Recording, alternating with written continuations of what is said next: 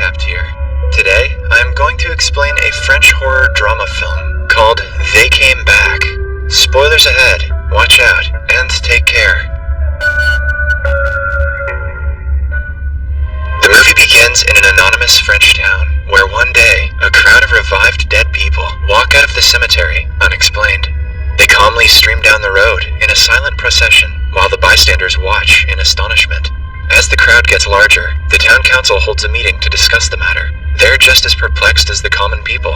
The mayor reveals that the entire world is facing the same situation at the moment, and no one knows what is causing the dead to come back to life.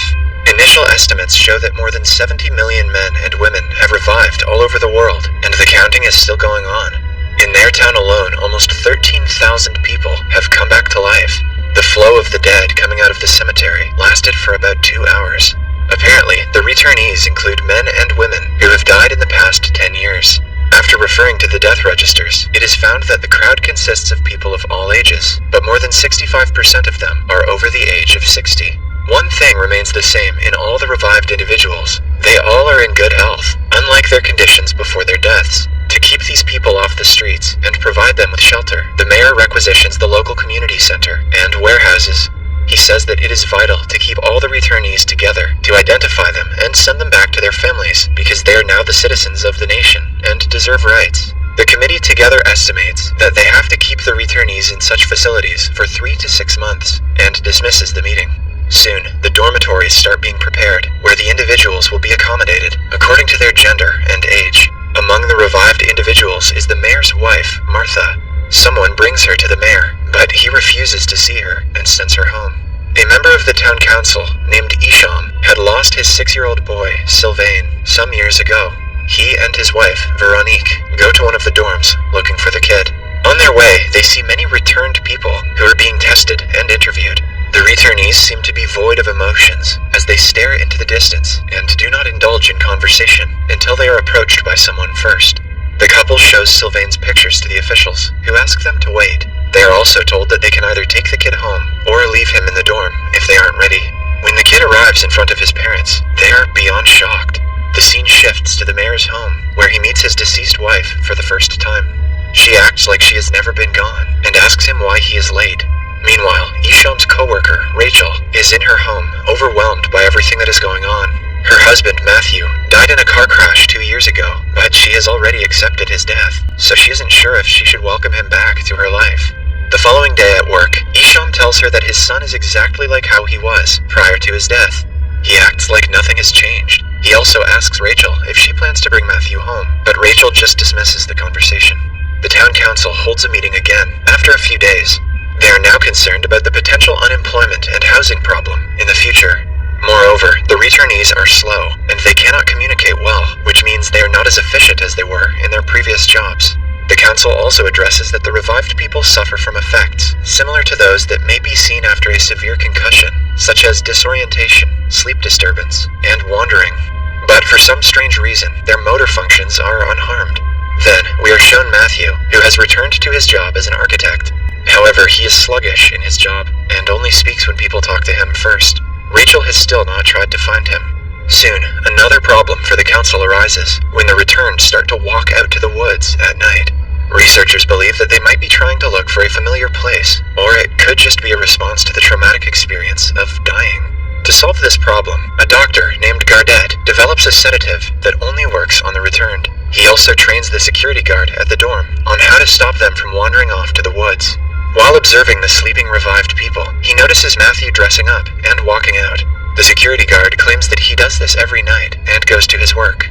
The doctor finds this strange and follows Matthew to his work. There, he sees a group of returned people having a meeting. According to the watchman, they do this every day. One day, Rachel is returning home from work when she notices Matthew following her. The two do not talk and simply make their way home. Dr. Gardet, who has been observing Matthew's behavior, follows them. Rachel is still not comfortable being around her husband, so she goes to her room, claiming that she has to rest. At the mayor's home, he organizes a party to reintroduce Martha to the family members. However, in between the dinner, she stops talking and walks away towards the woods. Her caretaker says that she has been walking around the yard the entire day. The mayor follows his wife and tries to bring her back to the table, but she continues walking without any explanation. Meanwhile, Rachel approaches Matthew and starts a conversation. She eventually kisses him, hopefully after asking if he's brushed his teeth, and the two end up having intercourse in the living room, while the doctor spies on them through the window. This man is a true scientist. In the next council meeting, a lady brings up the fact that the revived people have body temperature lower than a normal person. Because of this, they are picked up by thermal cameras as whitish figures. So, the council decides to observe their activities through the cameras attached to hot air balloons spread throughout the town. Their main aim is to find out more about the nightly meeting that the returnees often hold in different parts of town. When the first set of reports arrives, a surprising element is found. All the returnees, whether they be young or old, cover a distance of at least 9 miles every day. They end the meeting by stating when more data is recovered, they can point out the similarities and frequencies of the returnee gatherings.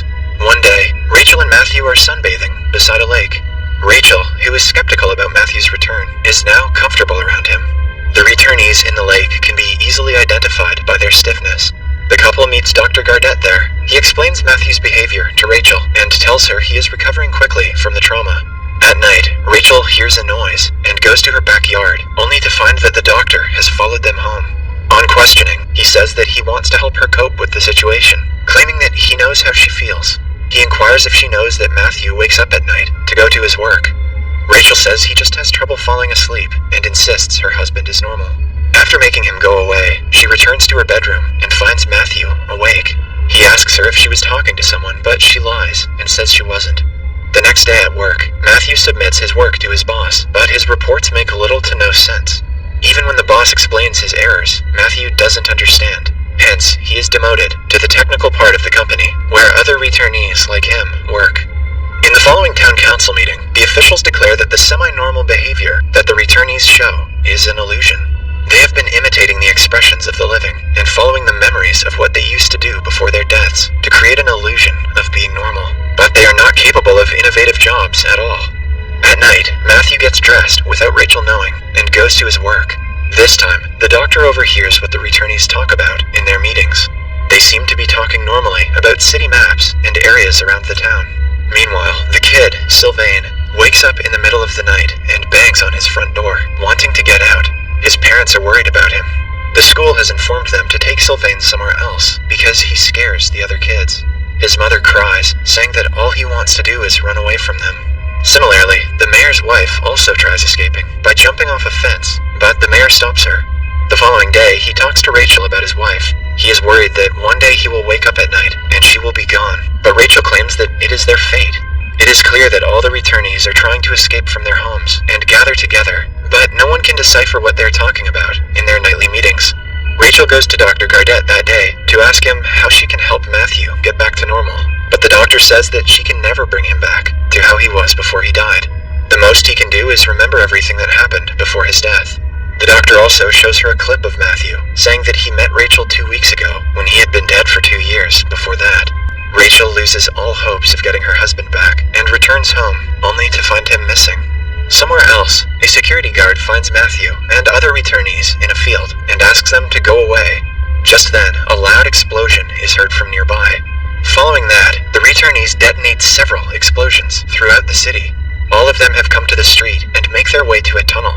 The mayor wakes up to his wife missing and drives around looking for her. He eventually finds her in the streets and forcefully gets her into the car. However, the other returnees block him from driving away. Martha asks the mayor if he is tired. When he doesn't reply, she inquires if he wants to join them.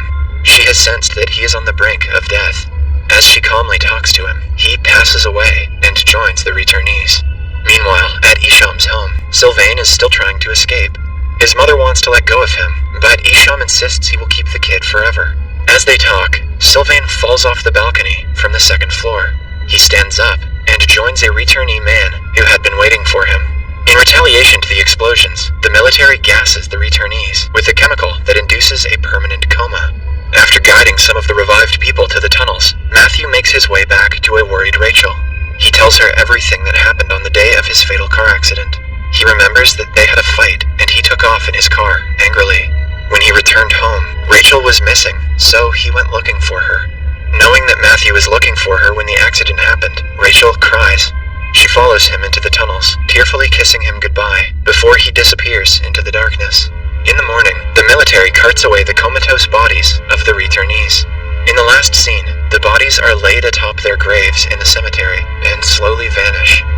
Subscribe for more videos like this, turn on notifications, and leave a like to help the channel out.